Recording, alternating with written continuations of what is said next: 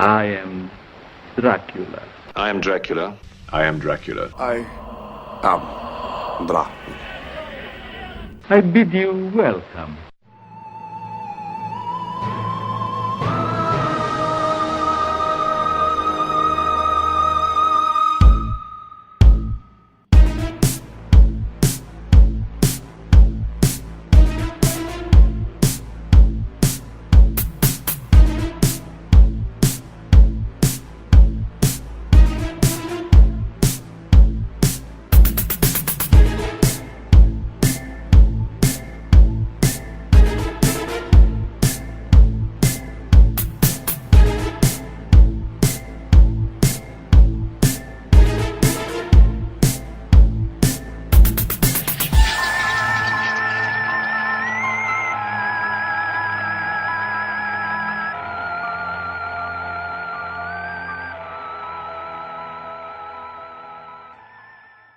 Welcome to the Bangers and Mash Show. I am your host, Mr. Bangers, and this is my Renfield, Mr. Mash. Not gonna say anything? No, you called me your Renfield. You object to being Renfield? You should have been Count Bangers. One, two, podcast host.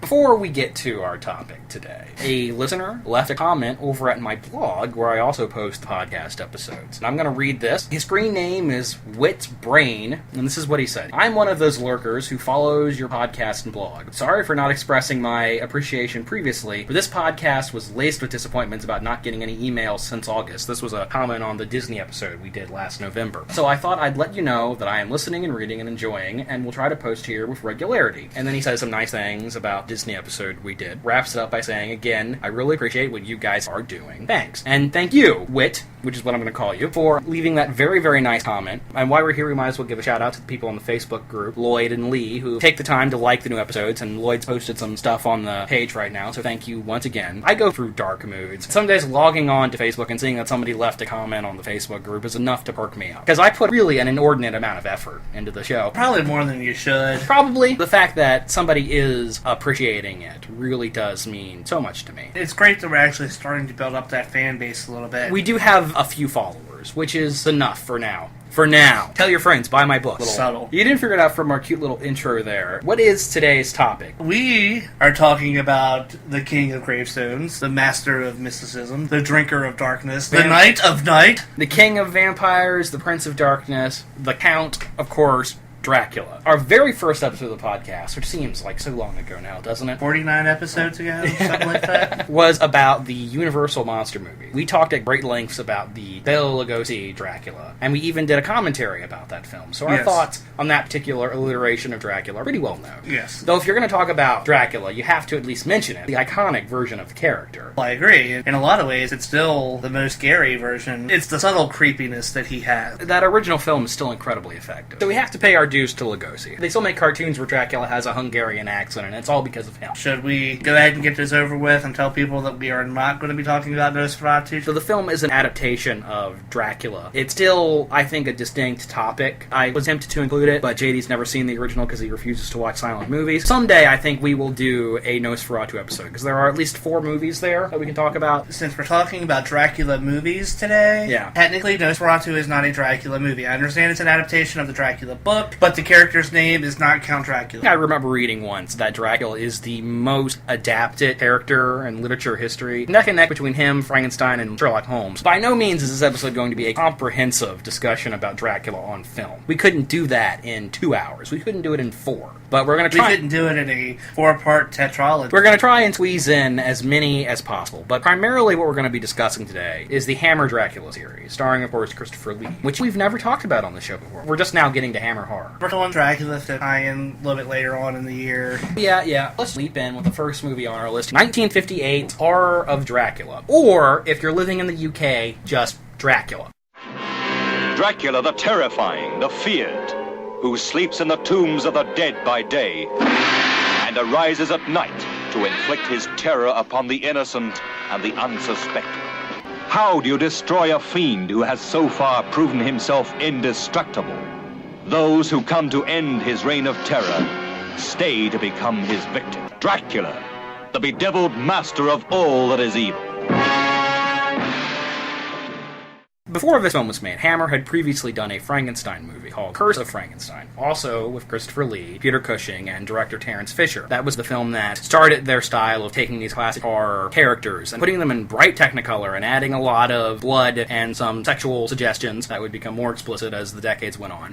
Vampire Circus. But after Frankenstein, Dracula's got to be the next thing, right? No, then Dracula first. Common sense that those two go together. For this film, they brought back that team of Christopher Lee, Peter Cushing, and Terence Fisher. What do you think of horror Dracula? Pretty creepy. Best way to describe it. It's pretty good. This movie plays fast and loose with Bram Stoker's original novel. Renfield is completely excised from the story. So is Carfax Abbey. In this movie, it begins with Harker's journey to Dracula's castle. And unlike pretty much every other Dracula movie, in this version, Jonathan Harker knows from the get-go that Dracula's a vampire. Yes, and he's actually a slayer, so to speak. Yeah, he's there on assignment from Van Helsing to kill Dracula. How does that work out for him? He gets turned into a vampire. Yeah, not very good at his job. When Van Helsing discovers that Harker is not in contact, goes to Dracula's castle, stakes Harker and Dracula's bride. This pisses Dracula off for revenge, and only for revenge. Drac goes to England to destroy... Dr. Stewart's not in this movie either. Well, he's in it briefly. And his role is mostly played by a character named Arthur. And in this version, Mina is his wife, and Lucy was his wife's sister and Jonathan's fiance. Now, I know that you and I have probably talked about this before, but just to set the record straight. In the book, which one becomes the bride and which one... Lucy is the one that Dracula feeds on first, and then he attempts to seduce Mina. Now, which one's the redhead and which one's the brunette? In the book, Mina is the redhead and Lucy is the brunette. In film, they switched that around a lot. Rewatching this movie, what really struck me about it is that this is easily the fastest moving Dracula adaptation I've ever seen. It doesn't mess around with a lot of things. It gets straight to the point. Dracula does not introduce himself to the family. He does not have front of civility. When he gets to England, the first thing he does is head straight for the girl's bedroom and start sucking them. Sucking on their necks, viewers. This version, Van Helsing is a very action-ified guy. He's always on the move. He's always chasing after Dracula. This is a fast-moving film. Its pacing is fantastic. Perhaps in contrast to the 31 Lugosi film, this actually has quite a bit of action in it. In the 31 movie, when Renfield is cornered by the brides, what does Dracula do? He just shows up and waves them off. In this version, when the singular bride is putting the moves on Harker, what does Dracula do? Chunks the shit out of her. Leaps across the table, grabs her, and throws her across the room. This Dracula is not a man to be trifled with. The entire last act of the movie is a chase scene. Dracula has Mina, and they're going to his castle. Van Helsing and Arthur are chasing after Dracula on their carriage. What's the confrontation between Van Helsing and Dracula in 31 version? Cut to black and hear tap, tap, tap. And then Dracula goes, ugh! Yeah. In this version, there's a big fight between Dracula and Van Helsing, which is awesome. Shit flying around the room. Dracula's throwing candlesticks at him and holding him down. And hissing. Yeah. Oh god, let's talk about the Dracula hiss from Christopher Lee. It's so simple, yet so effective. Was he the first person to do the hissing vampire? First one that I really remember. It's a bit of an overused cliche today, but back in 1958 it was pretty cool. He only uses it to emphasize the situation. Yeah, part of why he did that is it makes Dracula more of an inhuman character. Famously, Lee's Dracula is not a talkative guy. He has some dialogue in this, but very little. Mostly he glares and hisses. Christopher Lee is such a big guy and such an imposing presence that he really doesn't have to do much more than just stand there to make an impression on the viewer. Kudos to the makeup artist in this, giving him those bloodshot eyes. It's such a subtle thing, but it's such a great move. When he goes in for the bite and he has those great big red eyes. They always start to activate whenever he uses the hypnotism, which gives a physicality to the power. He doesn't hypnotize a lot of people over the course of the series. Another thing this movie cut out of the book is there are no bats or wolves in this movie at all. This Dracula does not transform. Although, don't you hear a wolf howl or something? Probably. Maybe they were trying to make Dracula more realistic. Even though Lugosi is obviously the iconic Dracula, I think Lee might be my personal favorite. If not number one, he's definitely number two. On the opposite side of that, also very iconic, in my opinion, the definitive Van Helsing. And I love it. Yeah, I mean, you can't top Peter Cushing. I love Edward von Sloan in the 31 version, but Peter Cushing to me is the iconic Van Helsing. He's the one that everybody wants to be. He's the go-get-em monster hunter. He was the first one to do that. I don't think the badass vampire hunter was a thing before this movie. I want to know something. See him in Buffy, you see him in this movie, you see him all the time. Where do people get these big-ass books on vampire mythology? I'm sure there's a wholesale dealer who sells those. Where does Giles get his books? I mentioned how Cushing's Van Helsing is more actionified. He's leaping across tables, pulling down curtains, doing all this really cool stuff. But he's still a deeply human hero. Dracula kicks the shit out of him. The only reason he wins is he gets lucky. Outsmarts his opponent. Even though he has this physical element, he's still mostly a brain brainy guy. Cushing always brought a humanistic side to his character. Maybe I'm just overthinking it. Could it be said that Cushing represents the positive of this universe, where Dracula would represent the sorrow? Unlike the Universal films, Hammer was not very expressionistic with their monster movies. I don't think there was a lot of sociological or political subtext in these films. Certainly you can read that into them. With a few exceptions, like Curse of the Werewolf, their films usually cannot be read through a sociological mirror. I mean, Dracula, ostensibly, is a xenophobic tale. Bram Stoker wrote it about evil old count that comes to prim, proper, modern England and starts defiling their virgin daughters. It's basically a story about old world ways and all of the connotations that brings with it, many of them sexual, polluting our English, stiff upper lip society. People have interpreted it in many ways over the years, but that's the baseline. And I really don't think there's a lot of that in here. Dracula, he's just a monster. He's a pure alien outsider. I never really looked at the Hammer films from a sociological viewpoint. You could do it, but I think the films themselves don't really support that. It's something the films do support. I mentioned earlier the Hammer house style. They took these classic stories, and in order to make them more modern, they added more blood and they added more sensuality. Cleavage. Yeah, the end of the opening credits, the very first thing that happens is you see blood splatter on Dracula's casket. That's the very first proper scene in the movie. This film is upfront about there's going to be blood in this version of Dracula. Anytime a vampire bites somebody, there's always blood running down the face afterwards. When Lucy gets staked, I think is probably the most graphic moment in the film. The stake go in, you see blood pooling around it, you see her face writhe in agony. Dracula's death at the end. It was probably considered pretty disturbing back in '58. And it's probably the most iconic scene from any of the Hammer Dracula films. Cushing grabbing the candlesticks and making the cross. And then the ash forming in the shape of his body. That's the most iconic death scene. Great death scene, isn't it? Him falling at his face. And it's a very satisfying Oh, yeah. The only complaint that I really have with this movie, that final fisticuffs gets a little on the rush side. We could have gotten more confrontations between Dracula and Van Helsing, but I admire this movie's pacing. There's nothing really wrong with the pacing. I would just like to have seen maybe 30 seconds more of the fight. Besides the blood, you mentioned how Hammer's very famous for always putting these lovely, beautiful actresses in low-cut nightgowns. There's not as much as that in this movie as maybe you would expect. It was still early in the development, but there's some. Dracula's Bride is a low-cut thing on. The sexual content is more implied. Anytime Dracula encounters one of his female victims, for example, when Dracula appears in Lucy's room, he looms over her. It's very reminiscent of a rape. There's a strong sexual component to Dracula's seductions, especially at the end of the film when he confronts Mina. He appears at the bottom of the staircase. He slowly walks up the staircase, corners her in her bedroom, pushes her down on the bed, caresses her face, smells her, and then goes in for the bite. Pretty blatant. But that moment, I feel, is still scary. It's still frightening. It's not just the sex and violence in these movies that make them notable. They are genuinely frightening. Horror Dracula, great friggin' movie, I have to say. At this lonely crossroad in the Carpathian Mountains, 4 travelers find themselves abandoned at nightfall. A strange premonition warns the guests at Castle Dracula that their host is ready to receive them. Dracula, Prince of Darkness, King of the Vampires. For 10 years, his mortal remains were cherished by his faithful servant, awaiting the opportunity and a victim to provide the life force for the reincarnation of Dracula. Interesting to note, it took 8 years to get a direct sequel to this movie made. Now, why is that, Seth? I think it's mostly Christopher Lee's fault. He didn't want to do a sequel. He always had a very low opinion of the Hammer sequels he was in. He said quite openly over the years, they essentially emotionally blackmailed him into being in these movies. He would say, I don't want to do another one. The head of the company would call him up and say, if you're not in this movie, we can't get it distributed overseas. Think of all the people you're going to be putting out of work. So he was essentially guilted into appearing in, how many, 7 sequels? Well, you've heard differently, but I've always heard the next film that we're going to be talking about, Prince of Darkness, Christopher Lee did not like the lines that were written for Dracula, so he just hissed throughout the whole movie. Dracula became a silent role. The writer of the movie has contested this and said that Dracula was written as a silent character. But Lee insists that he was given dialogue and it was rubbish and he refused to say it. It wasn't until 1966 that we got a proper sequel to Horror of Dracula. And in between there you had Brides of Dracula, which I think is a great movie, probably my favorite Hammer film. But Dracula's not actually in that one. It's a Van Helsing movie. We're not going to talk about that today. We will talk about that at some point. Prince of Darkness, it opens with a reminder of the last film. The audience genuinely needed it. This film takes up 10 years after the original. I think the original was set in 1885, so this one would be set in 1895. What's the plot of this film? These 2 couples, The quartet, get stranded at the castle at nighttime. Dracula's henchman, Clove, yes, that's the Renfield-esque character, puts them away for the night. That's when the shit hits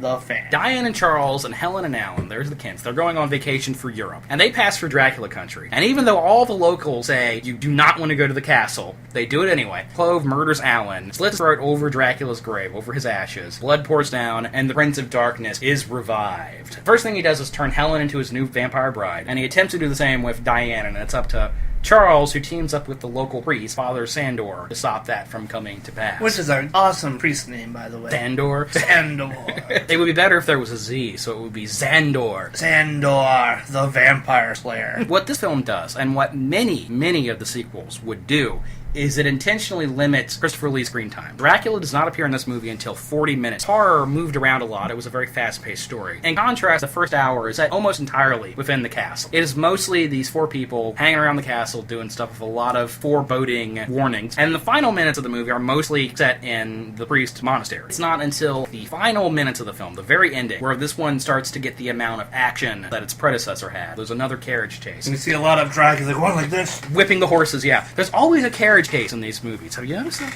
The kids love carriage chases. They do. They love those carriage chases.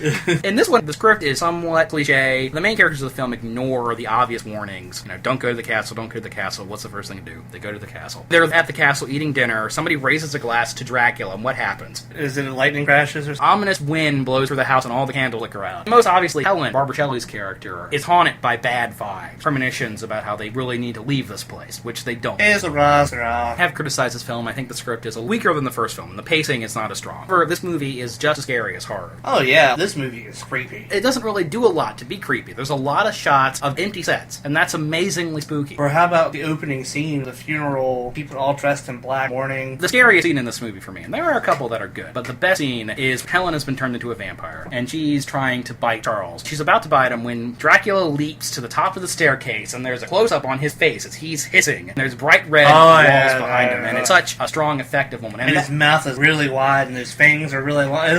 Tosses the hero around, just throws him around. He doesn't care, he's Dracula. Later on, Dracula hunts down Helen, the other woman. Again, corners her in her bedroom, and it's still pretty rapey. The implication there, it's still really strong, but the thing that is really interesting is he actually unbuttons his shirt and cuts himself and tries to get her to drink his blood, which is right out of the book, and something none of the other Hammer films do. Pretty suggestive for the time. She has to drink the blood in order to become a vampire. And unlike Mina and Lucy in the last movie, she seems into it. That's like a recurring theme in these Dracula films. The women are terrified of Dracula, but at the same time kind of drawn to him. Which is the way it should be. Depends on what angle you're going with. It seems his sexual charisma is irresistible. That's Christopher Lee's fault. Was he considered a handsome man? I guess so. I mentioned Barbara Shelley. When she starts out the film, she is wearing very constricting, completely covering clothes. And as soon as she becomes a vampire, she immediately changes into the Hammer vampire uniform of the low-cut nightgown. She's free, so to speak. I would have to do some more research to say this definitively, but I think this might have been the goriest Hammer movie up to this point. Most notably, I'm thinking of the scene, and it's almost funny now. The scene where Alan is strung up and he gets his throat slashed. Gallons of bright There's like red a blood. solid minute of blood. More than I think the human body contains. The blood is bright orange. It looks like pasta sauce. But then again, I do love the obviously fake bright red blood in all of these movies. That honestly might be a censorship thing. I don't know if they intentionally made the blood look fake as a censorship measure, or if that was just how it looked. Another scene where Helen is held down and staked, and that's a pretty graphic staking scene. There's a lot of focus on how much pain she's in. I guess getting a wooden stake driven through your heart would probably be pretty painful. I would assume so. Christopher Lee has no dialogue in this movie. He just hisses and growls. To me, that makes Dracula into his animal force. He's completely inhuman at this point. Animal force. You mentioned Father Sandor, and he's played by an actor named Andrew Keir. What do you think of that character? He's badass. Really? You like him? I do. I like him. Bad. He's not as good as Van Helsing. Monster Slayer-wise, he's not. But he's a priest that carries a gun, and he's not afraid to lift up his robe and warm his ass on the fire. He is interesting. What do you think of Dracula's final fate in this movie? How they dispatch him this time around? Lame. Super lame. He shoots the ice, which causes there to be running water. Then Dracula can't cross the running water, of course, because he's a vampire. Right. Well, then I'll just keep shooting the ice until Dracula falls in. When he falls into the water, he makes this really goofy running water. It's not a frequently mentioned vampire weakness, but it does come up in mythology from time to time. It's lame. Also beam counting and untying of knots. Vampires have OCD, apparently. Fortuitously, Hammer never has Dracula stop and count beans in any of these movies. I would say that Prince of Darkness is not as good as horror by any means. However, it's still pretty good. It's up there. No coffin could ever hold him. No door could ever bar his way. He is back from the dead. The most fearsome name in any language. The most feared being ever to haunt the living. To resist him is useless. To rise against him is futile. To know him is eternal damnation.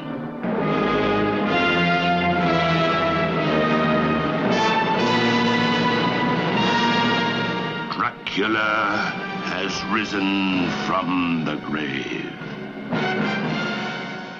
We got another sequel much sooner. In 1968, God bless the Hammer films. The Universal series titles were usually very simple. They were usually the blank of somebody. The Bride of Frankenstein, Dracula's Daughter, Ghost of Frankenstein, etc. But the Hammer films really went with it and really made some crazy titles. What's the third Christopher Lee Dracula film? Dracula Has Risen from his grave. Yeah, that just gets right to it, doesn't it? This movie, which I like a lot, I would go as far as to say this is my favorite of the sequel. But it begins with two continuity errors. Oh god, let's hear them. The very first scene in the film, and it's a great scene. Choir boy in a church, and he sees blood running down the rope from the bell. He goes up to investigate, and he goes up to the bell. One of Dracula's female victims falls out of the bell. That happened in the last movie.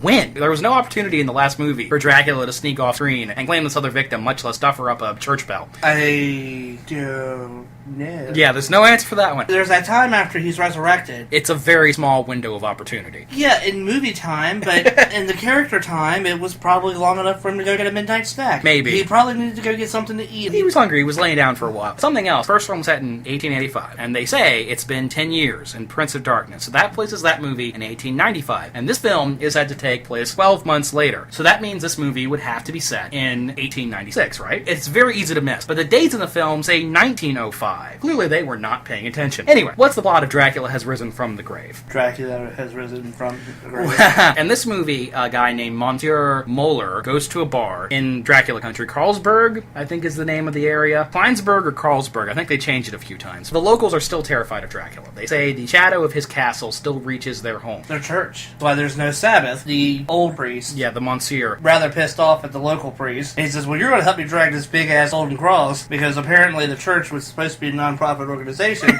Can afford this giant-ass golden cross up this wall of mountains and rocks and trees and shit. I'm going to prove to you people how dead Dracula is. Bless his castle. And I'm going to put this big-ass cross right across this door. The Monsieur proceeds to bless the castle, but something else happens. The other priest, who has no name, stumbles down the cliff, hits his head, and a little trickle of blood goes across the ice conveniently to the spot where Dracula was frozen last time, drips through the ice into his mouth, and resurrects him. That's right. And he immediately takes the priest as the Renfield-type character. That's his servant in this movie. And he does have a name, I just can't remember the name. He doesn't. If you look it up on IMDb, the character is just credited as priest. He has no name. Dracula's pissed off. He can't go into his castle because it's been blessed. In order to wreak revenge, he hunts down the Monsieur's niece, and this is a reoccurring theme in all of these movies. Dracula's almost always motivated by revenge, and he's almost always targeting some beautiful young woman. You know, if people would just stop pissing him off. This movie was not directed by Terence Fisher, who directed the last two films. Freddie Francis directed this movie, and he was a cinematographer for Hammer and many other movies. He makes Dracula Has Risen from the Grave look great. This is a very handsome film. His use of color in particular is very notable. Early on in the film, when they want to suggest his presence, there's actually a yellow tint to all the scenery. Particular scene where he bites one of his female victims. The screen goes bright red. My favorite is near the end of the movie, as the sun is setting, there's this purple glow over the whole film. A notable sequence takes place over the rooftops of this town, which is a really cool looking moment. Dracula actually talks in this one. A little. Lee has just a little bit of dialogue. Mostly he's just standing around being threatening, but that's all he needs to do. Rupert Davis plays the Monsieur, who is our Van Helsing character in this one. He has the same followable quality as Cushing's Van Helsing, because Dracula beats the shit out of him too. Well, actually, he ends up dying. Does he die, or does he live at the very end? I can't remember. I thought he died, and he passes on the responsibility of protecting his niece to her boyfriend, who we have yet to talk about, who's actually the hero of this film. We're going to talk about him in a minute. Ewing Hooper is the name of the actor who plays the Renfield-like priest, and his character is interesting because even though he's totally under Dracula's control, he still feels a lot of guilt over what he's forced to do. But then there's the eye candy. The actress who plays the niece is named Veronica Carlson, and she would do a couple of films with Hammer. She's very attractive. Oh, you wouldn't say. She spends a lot of time in these slinky nightgowns, so a lot of... You know. But she's not the only eye candy in this movie. There's also the barmaid who Dracula turns into a vampire. Barbara Ewing is that actress, and the character's name is Xena. Zena. She's actually jealous of the other girl. She wants Dracula's attention solely. She's annoyed by the fact that he'd rather pursue virginal maiden instead of her, who it's implied has been around a couple of times. Maybe if you're looking for some subtext there's a little bit... Actually, I think it goes a little bit deeper. Do you think she's trying to protect the other girl? No, I think it's more along the lines of she's just overall jealous of Veronica Carlson. She tries to seduce her boyfriend. There is that scene where he goes to the bar and gets drunk and she basically throws herself at him. Right. When Veronica Carlson walks into the bar, all of the male eyes instantly shift over to her. Yeah, maybe if you wanted to approach from a sociological angle, she is a barmaid on the lower tier of society. Why? Sarah, I think, is Carlson's character name. I don't remember her name. She's obviously fairly well-to-do in this community. Maybe if you want to look at it from a class struggle angle. I think it's more than just her having a jealousy of Dracula's lust. She's never the first pick for any band. Yes. I said that Prince of Darkness did not have as much action as horror, and this one brings some of that action back. Dracula leaps full force through a window. Roaring. Yeah. Roar! That's a great moment. Once again, there are multiple carriage chases in this movie. With Dracula going... Whipping the shit out of those horses. And he's always sticking his hand out in front. It's very intense. His eyes are glowing red like they always do. And this one does bring back the gore. There's an interesting scene where the hero of this film impales Dracula with a fence post, but it doesn't take. Pulls it out of him and throws it back at him. Dracula's death in this movie is spectacular. Oh yeah, where he falls off the cliff, lands on the cross, stands up, and he's writhing in pain and roaring and hissing, and blood coming out of his eyes. The priest prays, and that is supposed to be the end of Dracula. Yeah, that's a new rule in this one. You have to pray when you stay Dracula, or else it won't take. Kind of like that. Still brings the scares. Once again, the sequence where Dracula pins his female prey is quite intense. Blatant in this moment. He's biting Veronica Carlson. She still sleeps with a dolly to really nail home that she is very pure and virginal. When Dracula's biting her, she throws the doll off the bed. Maybe pushing it a little too hard, but I like it. These films were written around Christopher Lee's involved to give him as little screen time as possible. When the film isn't focusing on him, it's focusing on the Monsieur, his niece, and her relationship with her boyfriend. Her boyfriend is named Paul, and he does something to piss off the Monsieur. He admits that he's an atheist. Yes, which makes him different sort of hero in these movies. And that's the reason why when he stakes Dracula with fence posts, it doesn't take, because he can't pray. He knows that he could try and pray, but he knew it wouldn't work because he doesn't believe. Doesn't he find religion by the end of the movie? Yeah, when Dracula dies at the end, he crosses himself. So he does come around, I guess. That actor, Barry Andrews, I think is his name, has a lot of chemistry with Carlson. Maria is her character's name. Usually the romantic subplots in these movies are tedious, but I actually really like this one. I feel like it's different and brings a new angle to it. So in this movie, it actually drives the story. Yeah, it does. It's not there for filler. It actually drives the story. Yeah, I really like this one. This is definitely my favorite of the sequels. And in addition to having an awesome title, it had a great poster. The poster of the movie was from the neck down to the bust of a young lady wearing one of the Hammer nightgowns, and she had a band-aid on her neck. And then in big bold letters at the bottom of the poster, it says, "Dracula has risen from the grave." And then in smaller letters underneath of that, obviously, that's what we're advertising. Do you enjoy this one? Oh yeah, I enjoy most of the Hammer films. Would you rank it above Prince of Darkness, or do you like Prince of Darkness better? Oh, it's got it back for Prince of Darkness. Yeah, that's a favorite of yours. I really love the aspect of Dracula just hissing that whole movie. That really added something to that. To give him lines again and have him talking again. It makes him less otherworldly. Yes, for that reason, I have to put Prince of Darkness above 3. Feel the cold grip of his presence. Sense the clammy excitement of his evil. Taste the sharp fear that he alone can bring. Dracula is back to choose his human victims. Alice. Dracula is back to select his companions in darkness. Prepare yourself. Every nerve, every muscle. No. Prepare yourself for the greatest shock of all. The franchise rolls on. 1970, we got Taste the Blood of Dracula. Another great title. Another great title. These titles do not fuck around. It begins minutes after the end of the previous one. A British businessman is traveling through Transylvania. Happens by just as Dracula is dying. This is he's writhing on the cross from the end of the last film. And he walks down and he grabs Dracula's cloak, the brooch, and fills a little vial full of his dust. And he takes the shit back to England. Meanwhile, in England, there are 4 older men. They call themselves the Thrill Seekers. And even though they are, during the day, the pillars of their community, at night they get into some seedy business. They visit brothels, do drugs. They are hypocrites. The leader of the group is bored with the brothels and the drugs. Man, what point in your life have you gotten where that stuff isn't exciting anymore? They meet this young man named Lord Courtley, who is a Satanist, who buys Dracula's cape and his blood for an outrageous amount of money. Yeah. They take these things and they go to a desecrated church. Lord Courtley drinks Dracula's blood and dies. Don't they beat him to death? They do beat him, yeah, and they flee afterwards. They freak out and leave. And after they are gone, Dracula is reborn, even though these 4 guys guys who are involved in bringing him back to life, he decides to take revenge on them. Did it have something to do with them killing... Dracula gets pissed off at him. It's not really important why. Those are his targets in this film. He targets them through their daughters, as always. This film was made in 1970, and you can tell that the censors were loosening. Taste of the Blood of Dracula is sexier, bloodier, and darker than any of the previous films. Why the four guys are in the brothel, there's some opportunity there for female nudity. And when Dracula bites his victims, the sexual subtext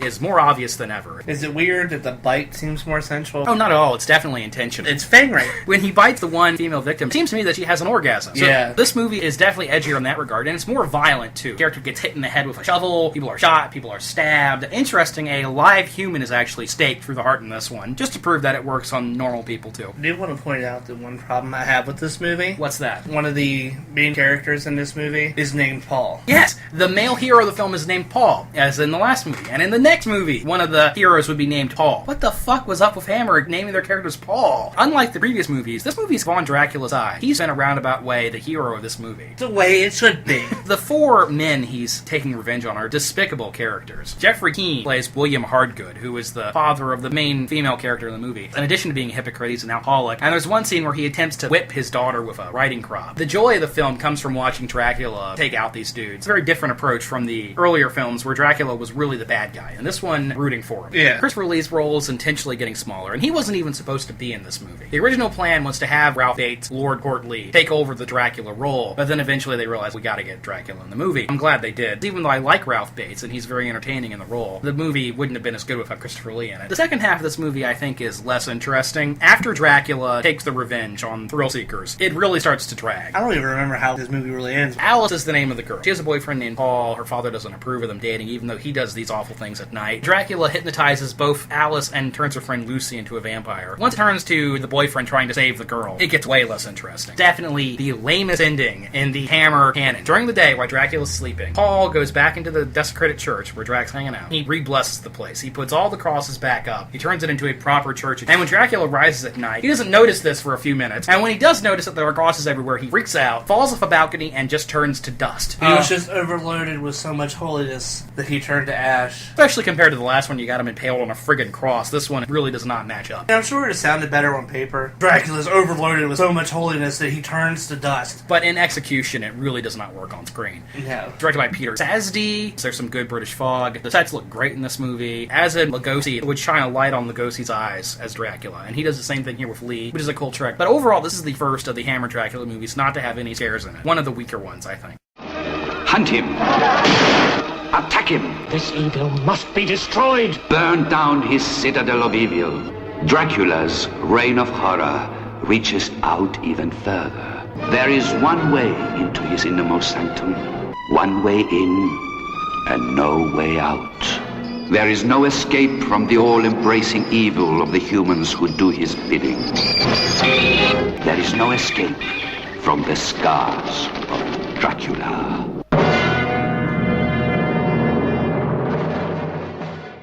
Weirdly, it was not the only Hammer Dracula movie in 1970. There was a second one released later in the same year. Taste the Blood of Dracula came out in May of 1970. Scars of Dracula came out in November of 1970. That's a quick turnaround time, isn't it? Totally. Now, unlike the previous couple films, which really took their time reviving Dracula, this one gets right to it. For the opening credits, a bat flies above Dracula's ashes, drips some blood on it, and he's back to life. So we talk about the big gaping continuity error. There is a obvious continuity error. The last movie was set in England, and Dracula died in England. In this one, when he is brought back to life, it's in his castle in Transylvania. What the fuck happened? Did his servants move his ashes? That's what it is. Clove picked up the whole table. Moved it to Transylvania and made sure the ashes were never disturbed. That's pretty annoying. Maybe he blood teleported. He's king of vampires. He can do whatever he wants. Pretty much. This one has a pretty similar plot to Prince of Darkness. Unknowing travelers wander into Dracula's castle. He is pursuing a young woman and determined to make her his bride again. Scars of Dracula does have one thing going for it. It has a really fantastic first. Where the bat goes in and massacres the church. The Transylvanians have finally had enough of Dracula. Alright, we've had enough. We're going to take a card from the Frankenstein playbook, and they go with torches and pitchforks to Dracula's castle, determined to burn the place down. And they do so. However, when they get back to their village, they go to the church, they open the door, and inside, all of their wives and daughters have been brutally killed by these giant bats. Lingers on the gore. It zooms in on every one of the faces, and they're all cut up and bloody. One girl is dangling off of the crucifix, and blood is dripping on the candles. It's really, really cool. And that's a thing about Rites of Dracula. This is by far the goriest of the Hammer Dracula movies. Brutal stabbing, a body gets chopped up and thrown in acid and dissolved, man is tortured with a red-hot sword, somebody's impaled on a hook, priest gets his face bitten off by a bat, a guy is burned alive. This movie brings the violence. Which is the way a good Dracula movie should be. But what I really like about Scars of Dracula is that it really gives Christopher Lee a lot to do, much more so than any of the previous movies. I agree. I don't remember much about this one, and we just watched it the other day. He actually has some dialogue. Kind of a badass in this one. He brutally bites 2 hammer babes. The really notable scene is when he stabs his one vampire bride to death with a silver knife. Is that in character for Dracula to stab somebody to death? No. Is it still cool? A little bit. Last couple movies, there are no bats in them at all. And in this one, there are lots of bats. Lots of big, goofy-looking rubber bats. They don't look real, whatever, I don't care. Dracula has the psychic's way over bats all of a sudden. Good power to have. And this one has the highest body count of any of the Christopher Lee Dracula movies. He kills 14 people in this one. Only 14? 14, which is more than any of the previous movies. Lee does not seem that interested in the script, but he's still awesome, especially when people are throwing iron bars into him, and he pulls it out like it ain't no thing. And throws it back. Though what about the scene where somebody tries to stake him, and through his eyelids, he hypnotizes them and makes them stop doing that? That's a little weird. That was not a good moment. Why am I doing that? Okay, I'll mention this. I have the DVD, and on the DVD there's actually a commentary with Christopher Lee, and it's clear he's never seen the movie before. During that scene and several others, he will say, "Why am I doing that? Dracula wouldn't do that." Probably the stabbing scene. Yeah, he definitely has some words about that. Like I said, the main character is named Paul, played by Christopher Matthews, and in addition to upping the blood, has a lot more sexual content. Paul gets around. He's very popular with the ladies. Yes. The first scene with him, he's in bed with a beautiful naked woman. After running out of town, and as soon as he gets to a weird tavern outside of town, he immediately seduces the barmaid there. When he gets to Dracula's castle, one of Dracula's brides goes to bed with him. One of the problems with this movie is that its script is really unfocused. Paul is the main character for about the first half hour, and then he disappears. Suddenly, his brother Simon and his fiancée Sarah are the main characters. The plot is messy because they go to Dracula's castle, they hang out there for a while. Dracula immediately has his eyes on the girl. Simon finds out that he's a vampire. They leave, they go back to town, they go back to Dracula's castle a couple of times. The plot is not focused. No, but it does have one of the cooler deaths for Dracula, where he gets lit on fire. Maybe running out of ideas of how to take him out, he lifts an iron bar up in a lightning storm, which is not advisable. The bar gets struck by lightning and he goes up in flames, and it's extended. They really focus on him burning, so that's cool. There is another weird subplot where Clove, who's back, even though he got killed in Prince of Darkness, maybe it's a different Clove, he spots a picture of Paul's fiancée and he becomes obsessed with her. Dracula and Clove have a weird relationship in this film. Clove fails Dracula, and it's sadomasochistic. It is! It's like a gay sadomasochistic relationship. He demands that Dracula tortures him by burning his back with this red-hot sword, and there's no other scene in the movie like that. It's a really weird moment. Now, this movie was directed by Roy Ward Baker, who has the distinction of being Hammer's third best director, fills all of the scenes with red objects, with red candles and red sheets and red rug, that the movie is always suggesting blood, even when there isn't any on screen. And opposed to Terrence Fisher, who was always really good at getting the best out of his sets, Baker makes the sets look fake, and I think it's on purpose, because it gives this movie a comic book tone. Most of the film's set in Dracula's castle, so you see a lot of matte paintings of mountains with a better screenplay. Scars of Dracula probably could have been one of the best Dracula films. It's up there. Because if you're looking for lots of blood and Dracula being a badass, this is definitely one to go to. I like it better than Taste. As do I. Yesterday, Dracula was the most fearsome being the screen has ever seen. Today, tonight, you could be Dracula's next victim. He's waiting to freak you out, right out of this world. The year is 1972, a leap year in horror, a vintage year for vampires. Count Dracula! Time for the masters of horror to meet again in the 20th century. By this point, perhaps Hammer was realizing that their audience for these movies were fading. They had to shake up the formula somehow. What was the big change they did in 1972? They made it present day. As the trailer says, Dracula is coming to the 1970s to freak you out. Dracula 1972 AD is the name of this movie. In addition to moving characters to the modern day, it brings back Peter Cushing for the first time. Gasp. Horror of Dracula is set in 1885. This movie opens in 1872, 13 years before that movie. And what happens in that scene? Van Helsing breaks off half of a wagon wheel. This one starts with a carriage chase. He impales Dracula with the half of a wagon wheel. Which is a cool scene. And then Van Helsing dies. Yes. And seemingly Dracula is dead. So wait. I think it's a different Van Helsing. One or two things happen. Either they just didn't care, which I think is the likelier option, or this was meant to be a continuity reboot. The only way to fan wang this movie with the other ones say that Van Helsing Helsing has an identical twin brother, and at some point between movies, Dracula was revived. I mean, That's not true. It could be Van Helsing's son. No, because it's only set 10 years. But if his son was 10 years old, then he could be... Well, Peter Cushing isn't 20 in the first one.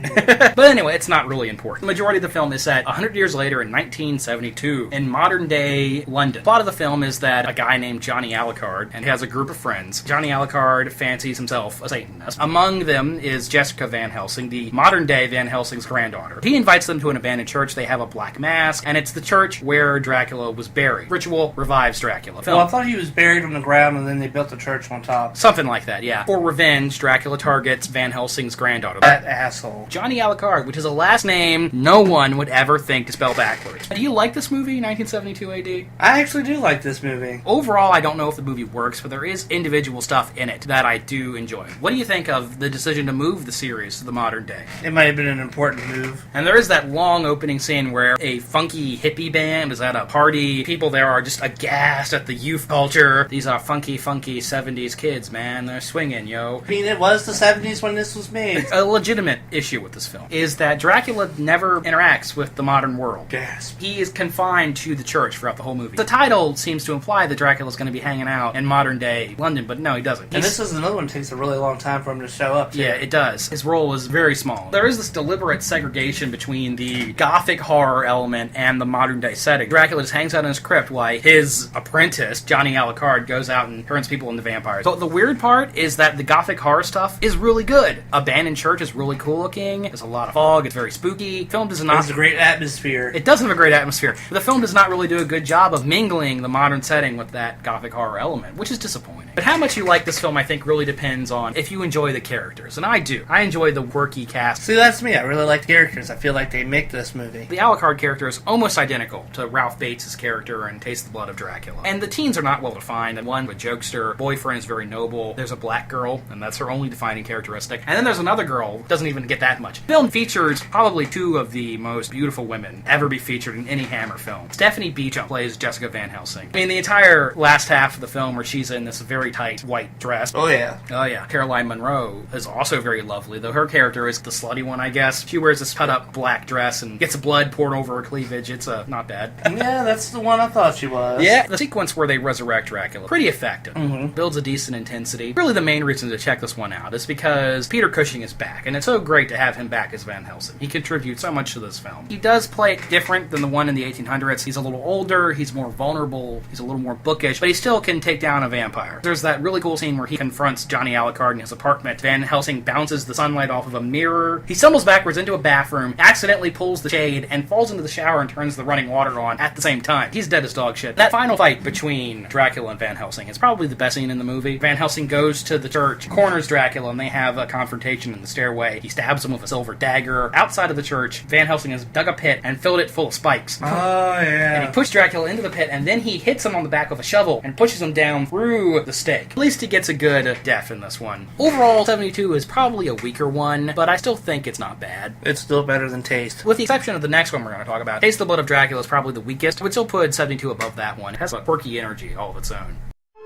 It's happening right now in London. New York could be next. Or Paris, or Rome, or Tokyo. It's happening right now to this girl. Perhaps it's your turn next. We are not dealing with ordinary criminals. The real force is more sinister, more obscene than any monstrosity you can think of. Lord of corruption, master of the undead. Count Dracula. I call upon you to witness my supreme triumph. Revenge has spread over centuries and has just begun!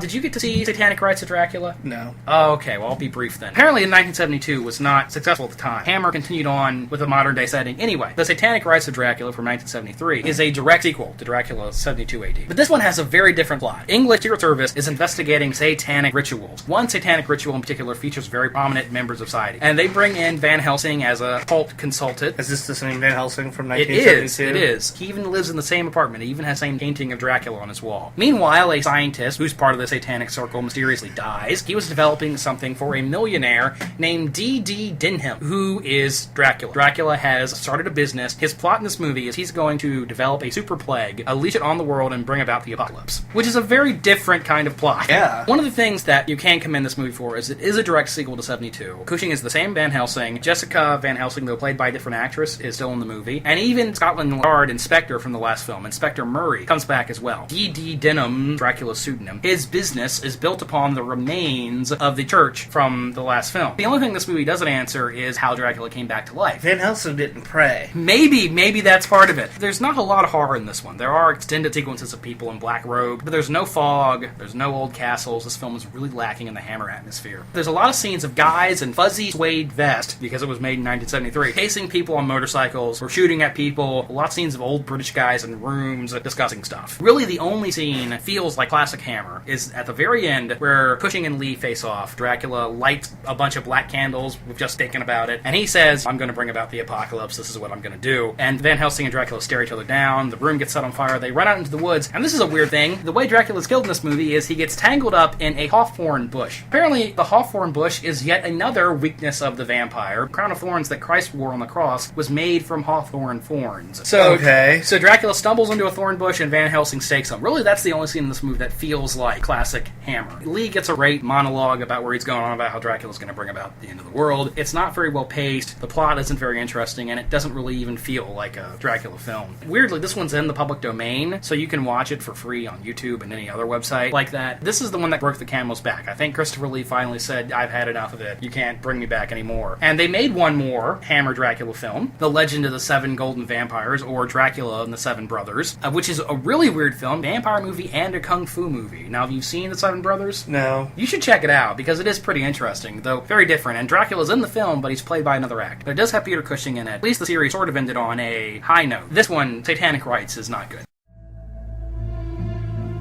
Here occurred the frightening and shocking history of Prince Dracula and the woman he loved.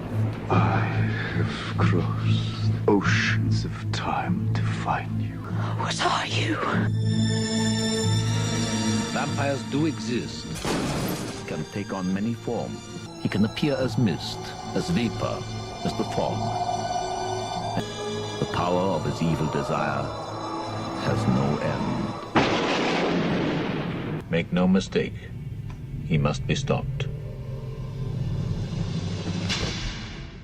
Hey, speaking of Satanic Rites, you know what else is a good Dracula movie? What else is a good Dracula movie? Bram Stoker's Dracula from 1992. This was the Dracula movie of our childhood, wasn't it? Yes. I never actually read the book, but from what you told me about the book, this seems to be the closest adaptation that I've seen. Well, that was what it was sold as. Bram Stoker's Dracula. It's right there in the title. Really, the film takes some pretty big liberties with Stoker's text. The entire romantic element between Dracula and Mina is not in the book at all. A lot of stuff is changed and added, so it really is no more faithful to the text than any other adaptation. But as far as the Dracula design, it does bring in that element of, in the book, Dracula starts out as an old man. With hairy palms. Yeah, and as the story progresses, he becomes younger, which this film does feature. It does have all of Lucy Suter's John Quincy, the Texan, and always carries around a giant Bowie knife. That stuff is in the movie, and that stuff usually gets left out of most adaptations. Most importantly, this movie has Carrie fucking Ells in it. Carrie Ooles is in the movie, yeah, briefly. Yes. For Suitors. And I always forget that he's in this, because he's also in The Bride, update of Frankenstein. So I always confuse those two. He is actually in this movie. And so is Richard E. Grant. It's got a great cast, which we'll talk about more. Something this film does do, it gives Dracula a definitive origin. Yes, they connect Dracula with the real Vlad Tepes. The opening sequence is bold. Vlad the Impaler as a Christian defending Romania from the invaders. I want to talk about that opening segment. Why does Vlad Tepes become a vampire in this movie? His wife, Isabita. The Turks shoot an arrow with a note attached to it in through the window saying that her husband had perished. She writes a letter saying, maybe God will let us be together, and then tosses herself off the side of the building. The priests bring her back in, have her laying there in front of this big-ass cross. And as soon as he gets done reading the letter, those cold-hearted priests say, took her own life, she's forever damned. That pisses off Vlad, and he starts saying, I renounce God, takes his sword and stabs the cross. And it starts to bleed. And it starts to bleed. He drinks the blood of the cross. There's no way this motherfucker's not going to be a badass. There's always been this connection between Dracula and the historical Dracula. The movie actually just outright says that. That opening scene is cool. It's stylish, you could say. Yes. There's a lot of peculiar stylistic decisions in this film. You immediately notice the costume design is very stylized. In that first scene, Dracula has this weird blood red armor on, the helmet shaped like a bat. I thought it was a jackal. I always saw a jackal. I always saw a bat. The red of the armor looks like muscle. Mm-hmm. Like when he's an old man, he has this butt-shaped wig, parodied a lot at the time. Gypsy with weird jewelry hanging in front of their face. The guards at the asylum have cages over their heads. That's historically accurate. Perhaps. The costume design is just one example of how this film is arty for a mainstream movie from 1992. Yeah, and it's one of the rare mainstream horror movies that's actually decent. We've mentioned before how this film set off a trend in the 90s of literary, adapted, R-rated, grown-up horror movies. That was a short-lived trend, but it did produce Wolf, Mary Shelley's Frankenstein, and Sleepy Hollow. The set design of this film is very stylized. Dracula's castle looks like a man sitting on a throne. The castle is huge, and there's these huge underground pits, elaborate mosaics painted everywhere. This movie made vampires and Dracula scary again. Is it? Not so much the movie itself. It has Dracula defying gravity and crawling on walls, and then it has that weird scene of the two concubines that are fused together at the crotch. There is a couple scenes where the movie filmed backwards and they play it in reverse to give it otherworldly look. When I first saw this movie years ago, hearing about how it was really scary and really sexy, watching it, I didn't get it. A lot of the stuff is so stylized that I think it becomes goofy. I rewatched the movie last night. I still think that's true. Well, you're wrong. The footage is sped up as if it's a silent movie, which is obviously something they were blatantly trying to emulate. There are several scenes that are from Dracula's perspective when he's swooping around. Some of the stuff I like. It's a wide shot and you see the train going over a bridge, and in the foreground there's a book. It was actually a little miniature set they made with this giant book and the small train. Director of this film, Francis Ford Coppola of The Godfather and Apocalypse Now, wanted to create the effects as many in camera as possible. He wanted to do it with the effects they had in the 30s. Certainly gives the movie a unique look. But is the film scary, would you say? I guess it's not that frightening. However, that it does make vampires scary again.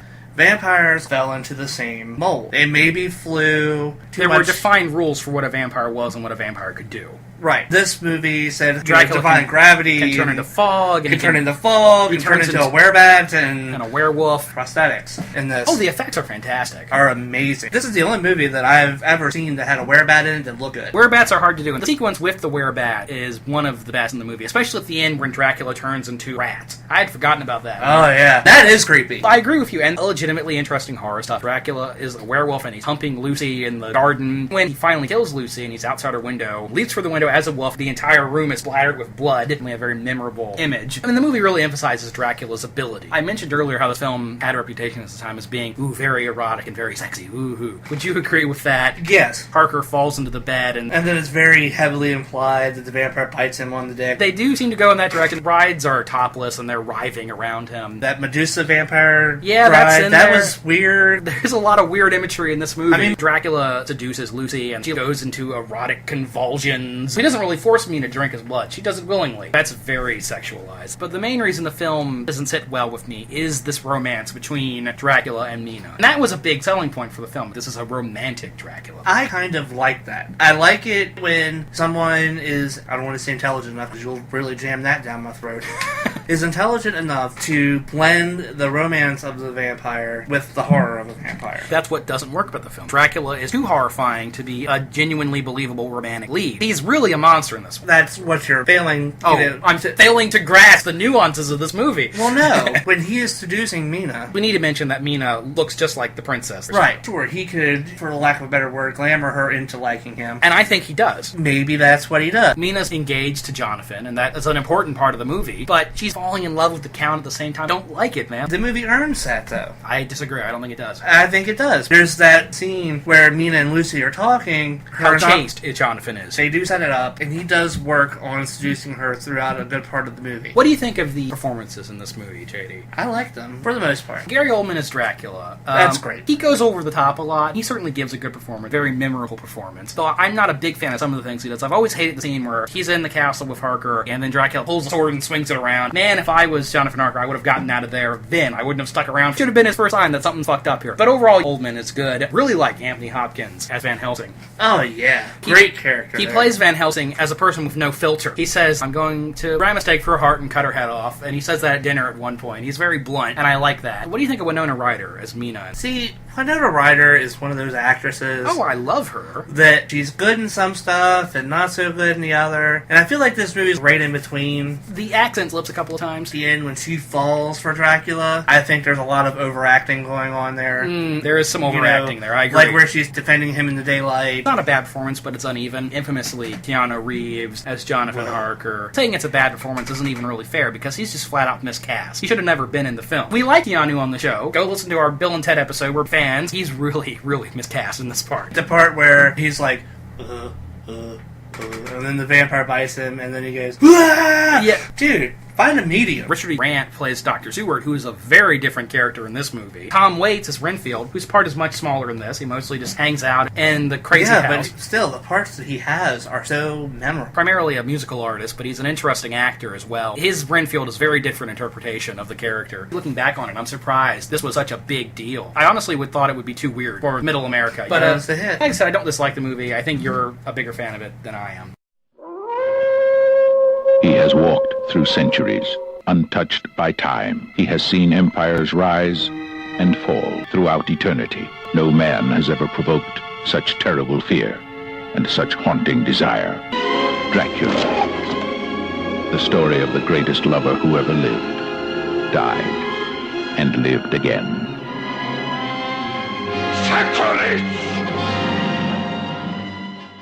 And speaking of films we disagree on, so last night, in addition to rewatching Bram Stoker's Dracula, I rewatched 1979 adaptation of Dracula starring Frank Langella. Later this year, we'll talk about it in more detail on the show. Later this year, Universal is primed to relaunch their Dracula franchise with a new film. In 1979, this was the exact same thing. They were attempting to relaunch famous Universal monster character. I'm under the impression that you do not like the 1979 version of Dracula. I don't. I watched the film years ago. I remember not caring for it. But rewatching it last night, I really, really enjoyed this film. It's a gorgeous looking film. The set's beautiful. Carfax Abbey set is just covered in cobwebs. They changed the location to a seaside area, so there's a lot of very dreary seaside atmosphere. There are beautiful, incredible matte paintings. Dracula hangs out in a catacomb in one scene, and it looks awesome. I really love the way this movie looks. It looks as much like a black and white film as a color movie can. Yeah, but however, the cape looks ridiculous. Great big fucking collar. That's not really important to me. Dracula's, might as well call it Jufro. It's not really a Jufro. Christopher Walken's hair on moose. Way out there. But rewatching the film, I was really kind of startled at how creepy a lot of it is. I remember this movie primarily for its romantic attributes, which we'll discuss in a minute. But this movie works as a horror film. The opening scene where Dracula's on the Demeter, this movie totally cuts out the Transylvania sequence. It starts with Dracula on the boat coming to England. That's another problem I have with it. Those Transylvanian scenes are important. I understand that you gotta change up the formula. The story's been adapted so many times. And I understand that. However, if you're going to completely negate the Transylvania scene altogether, then why don't you just do something completely different with the Dracula character anyway? I like it though. It cuts right to the point. Moves the story along faster. That opening scene with him on the boat where he turns into a wolf and he kills the people on the boat is cool. There's a really creepy scene. The Mina and Lucy characters have been switched again. The scene where he comes for would usually be Lucy, but in this movie is Mina. He's floating outside of the window and looks her in the eyes. I don't know. I thought that was surprisingly creepy. Van Helsing in this film is Mina's father. She's not just in a tomb. She's in a pit underground. Crawls into the underground pit. He sees her in a reflection in a pool of water. One of the things I love about this movie is the vampires have black eyes. It's a really cool, creepy touch. That sequence in the underground pit is awesome. The confrontation between Van Helsing and Dracula, where it reveals that he's a vampire, works really well for me. Well, how about that stupid-ass fucking ending where all you see is cape blowing in the wind? Which is a ridiculous-looking cape because it has a really tall collar and it has no red inlay. It's a horrible Dracula cape, and the costume designer should be shot for making such a horrible decision. Just white shirt with black cape on top. Is the visual presentation of the character that important to you? Yes. You hate the whole movie because you don't like the visual presentation of the main character. Well, no, that's not why I hate the whole movie. The movie's boring. I disagree. I think it works really well. The film, notoriously at the time, played up the bromance between Dracula and, in this film, Lucy. I'll admit the scene where he comes to her in the middle of the night and they make out on the bed. Then it cuts to a silhouette of them on a red background. It's very, very 70s. Very, very groovy. Unlike the Coppola film, the romance between Lucy and Dracula is genuine. They actually have a romantic chemistry. Jonathan Harker in this movie is an asshole. They make Jonathan Harker as unlikable as possible so that Dracula seems like the logical suitor. I really like Frank Langella Argento as Dracula. I think he's a great Dracula. He's sinister, he's eloquent, he's charming, he has a melancholy side, but he also has an animalistic side to him. I really don't like Frank Langella as Dracula. I love his Skeletor, but I hate his Dracula. What about Laurence Olivier as Van Helsing? I don't remember Van Helsing. Donald Pleasance as Dr. Seward? Yeah, Donald Pleasance. Okay, that's one good thing the movie has. But you don't like the finale on the boat? No, I don't like the finale. I think it's anticlimactic. I think it's a great action scene. You've got Dracula tossing people around and getting a big hook planted into his back. And I hate the ambiguous ending. The ending is slightly ambiguous. Is Dracula going to survive somehow? But it's clear that his hold over Lucy is still there. She is not going to get over her interest in Dracula anytime soon. That is one thing I do like about it. It almost feels like a sequel hook. I like the cape floating away on the breeze. I think that's cool. Whatever. No, it's too ambiguous. I don't like it. We disagree on that. I feel like I made some valid points as to why it's a horrible movie. I want to bite your finger. It's a Dracula game. Just set the clock. Just try your luck. If Dracula's cape opens, you have to put your finger in his mouth and press the lever. If he leaves a mark on your finger, you have to start over again. It's a Dracula game. I want to bite your finger from Hasbro. What we're going to do now, I went on Wikipedia last night, and I just looked at a list of Dracula movies. We have not seen many of these. Some of them, only one of us have seen them. But we're going to go down this list very quickly. Blood of Dracula from 1957. This was produced by the same guy who did I Was a Teenage Werewolf. This is essentially I Was a Teenage Dracula. Dracula gets a job as a teacher at a college and turns a girl into a vampire. She has great big bushy eyebrows. I've never seen this one. Oh, I've seen this one. It was shown on AMC a lot back in the day, but somehow I missed it. Is there an amulet involved? I've never seen it, so I don't know. Maybe? It's like an all-girls school? Yeah. One of the head mistresses has an amulet and changes one of the teenage girls into a vampire, and they have big bushy eyebrows. Okay, that sounds like this. So I have seen this one. It is horrible. Okay. From 1958, there was a movie called Return of Dracula. Never seen it. Know nothing about it. From 1966, Billy the Kid versus Dracula. Haven't seen it. Amazingly, I have not seen this movie. It seems right up my alley, right? John Carradine plays Dracula. He's in the West. He's fighting Billy the Kid. They made a sequel that was Jesse James versus Frankenstein's daughters. From 1969, there was a movie that is alternatively known as either Count Dracula or El Conde Dracula. It stars Christopher Lee. It was directed by a filmmaker named Jeff Franco, or Jose Franco. It was very prolific. He made over 100 films. Some people say he's a great filmmaker. Some people say he's one of the worst directors ever. This particular version of Dracula is supposedly very close to the text. Klaus Kinski plays Renfield. Dracula has a mustache. I really wanted to see this. I didn't get a chance to. Dracula's Great Love from 1972. Have you seen this one? It's on one of the Elvira double packs you have. I haven't watched it yet. This is a movie by Paul Naschy. Paul Naschy was basically the Boris Karloff of Spain. He starred in a long series of movies where he played a werewolf. He played Dr. Jekyll, Mr. Hyde, Hunchback. That's, I think, his only Dracula movie. Again, Paul Naschy, I haven't gotten into him yet. Some people say he's really interesting. Some people say his films are very bad. I don't know anything about them. There was a 1973 TV version of Dracula starring Jack Palance. A series of films they did with Palance. They also did a version of Jekyll and Hyde, and I think Dorian Gray. And these were all produced by Dan Curtis. I've never seen the Jack Palance version. It's very well regarded, though. People really like this movie. Blood for Dracula from 1974 starring Udo Kier. I haven't seen this movie. Nobody loves Udo. I haven't seen this movie in a while. This film and Flesh for Frankenstein were made as a double feature, both directed by the same guy whose name I can't remember, both produced by Andy Warhol. They were famously given X ratings back in the day for their sexual content and their gore. Neither of them are good movies in the traditional sense, but they're both really, really weird. One thing this movie does have going for it is the end. Oh, where Dracula gets his arms and legs chopped off? Yeah, that end scene, that's awesome. Dracula in this film is impotent. He has no power at all. He's sickly and dying. Yes, because there are no virginal... The blood of these vores are killing me. If you're in the right mood for that film, it can certainly be really entertaining. Entertaining, but for the wrong reasons. Udo Kier is certainly unforgettable like as Dracula. Moving down the list. A miniseries adaptation of Dracula produced for the BBC in 1977 called Count Dracula, starring Philip Seville, supposed to be the most book-accurate version ever made. Never seen it. It was lost for a long time until they found a copy. Love at First Bite from 1979. This is a parody starring... Disco Dracula. I remember a scene where he kills a wino and then wakes up the next day with a hangover. It's a very goofy parody. I haven't seen it in years. Starring George Hamilton. See, that's me. I haven't seen it in years. George Hamilton, the man with a tan, kind of a weird choice to play Dracula. There was a television series called Dracula the Series that ran for a year in 1990. This was indicated in the same package as Kung Fu, The Legend Continues, and I vaguely remember the show. Set in the modern day, Dracula is a businessman called Albert Lecard. A pair of teenage siblings were trying to stop him. I don't know. I don't really remember very much about that one. Dracula Dead and Loving It from 1995. Have you seen this one recently? Not in like a year or two. It's not Mel Brooks' best work. I was having a daymare. I mean, there's some really stupid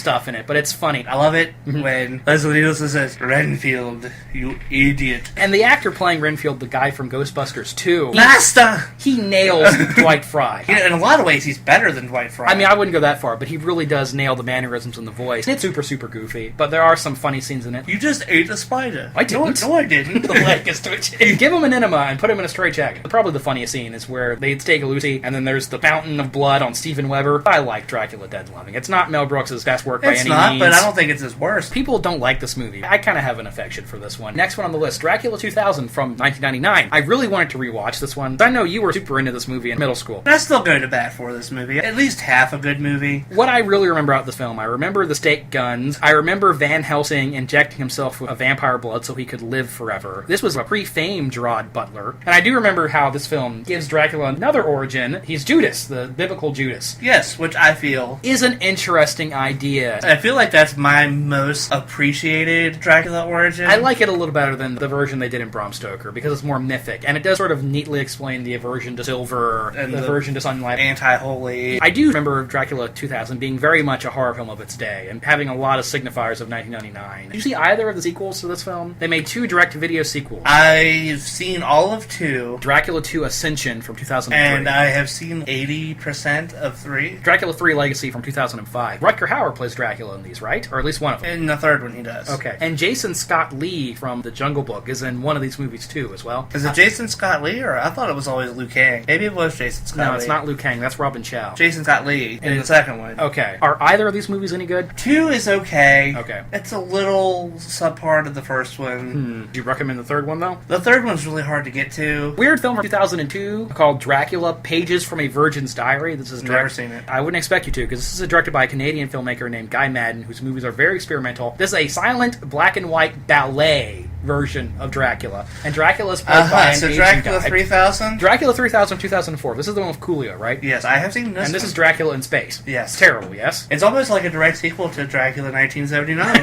Because Udo's in this one too, right? Is he? I think Udo's in this movie. It's got the really long space collar on. How does Dracula get into space? I don't even remember. And why is he played by Coolio? He's not. Oh, Coolio isn't Dracula. No. I always thought he was. That's how sci-fi advertised it was Coolio as Dracula. Yeah. But he's not. He's just a vampire. Oh. I know. I'm not as interested Sorry, now. Internet. Very recently, Dario Argento, who at one point in time was one of the best horror directors in the world, made a Dracula adaptation. Boy, this movie. And Rutger Hauer is in this one too, and he doesn't play Dracula. Thomas Kretschmann, who's going to be Baron von Strucker in Avengers 2, plays Dracula. Infamously in the trailers, Dracula turns into a giant praying mantis. The CGI in this one's terrible. It's not very good. But there is lots and lots of nudity, if that's what you're looking for, including Aja. The quick glimpse of gore I got last night before I just decided to go to bed. Oh, you actually tried to watch this one? Yes. Oh, boy. The gore didn't look too bad. The CGI is terrible. The CGI is terrible. But the Good blood film. looked like blood. And that's important in a vampire movie. There is a pretty cool scene where Dracula kills like 6 people. That's the one. The movie is certainly not good, though I feel like it is more entertaining than some of Argento's more recent films, because at least it's not boring. Recently, last year, there was a Dracula television series. Did you watch this? Yes, I did. Was it any good at all? It has its moments. Weirdly, Thomas Kretschmann is in this, but in this he plays Van Helsing. What makes it different from previous versions of Dracula? For starters, Dracula poses as an American businessman. So it's set in America? No, it's set in England, but he's an American He's businessman. pretending to be American. Yes. Jonathan Rhys Davies? Jonathan Rhys Myers. Makes a pretty decent Dracula, I think. How did they expand that story to a television series, though?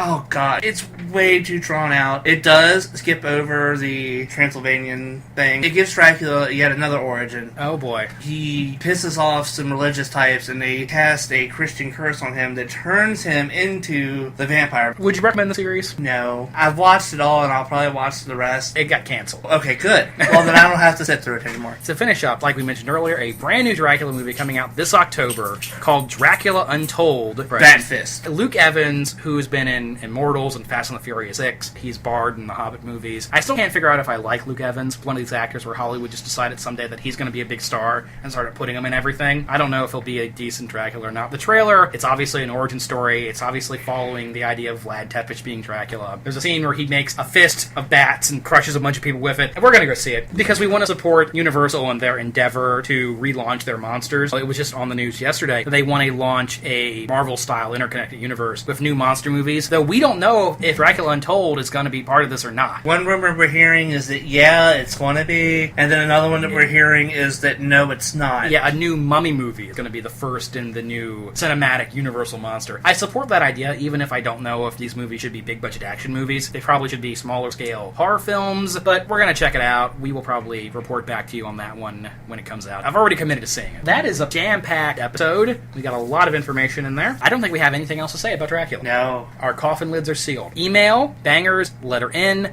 MASH, number 88 at yahoo.com. Like us on Facebook. We have 23 likes on Facebook now. Keep it rolling, guys. Once again, thank you to the supporters on the page, Lee and Lloyd and everybody else for helping us out. Really appreciate it. My book, Last of the Monster Kids, is available on Amazon. I will put a link in the description. And it's available for $8, guys. $8. I'm probably going to lower it to $5 here in the near future. And follow me on Twitter, at Last Monster Kid. JD, you don't have a Twitter. I do have a Twitter. It's MKFan88. But you don't use Twitter. I don't use Twitter, so don't follow me on Twitter. I mean, you can follow me if you want, but don't expect me to. There's no reason to make posts. By the time this goes up, the Sleepaway Camp episode is going to be up. Let us know what you think of Rob having a third host, because it's something we will probably do again. Anyway, that was our return to Gothic horror. It feels good to talk about that kind of classic horror. We should do it more often. We'll see you guys again real soon. Don't go creeping through the graveyard at night. Permit me to introduce myself. I'm Count Dracula. Good evening. What's happening? What it is? What it look like? Get down. The night was dark. A gray mist filled the air. A coffin stained with blood was lying there. A hand reached slowly out, then pushed the lid. And Dracula rose from where he hid. Few knew the evil life that he had led. This prince of darkness ruled the living dead. Always look back over your shoulder. Anytime you walk in the dark, you might be his next victim.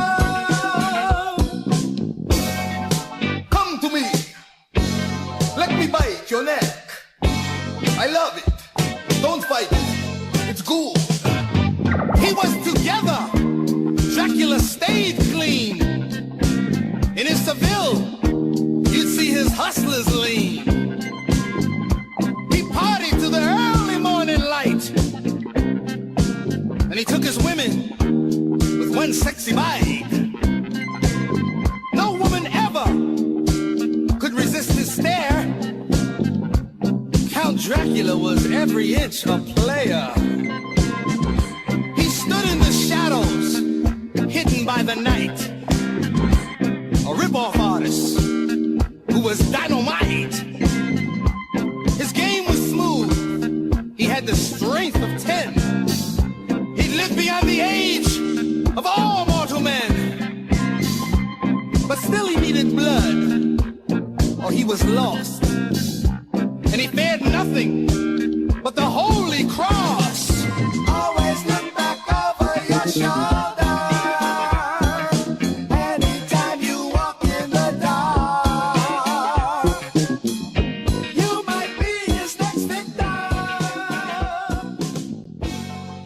I was not looking at your neck.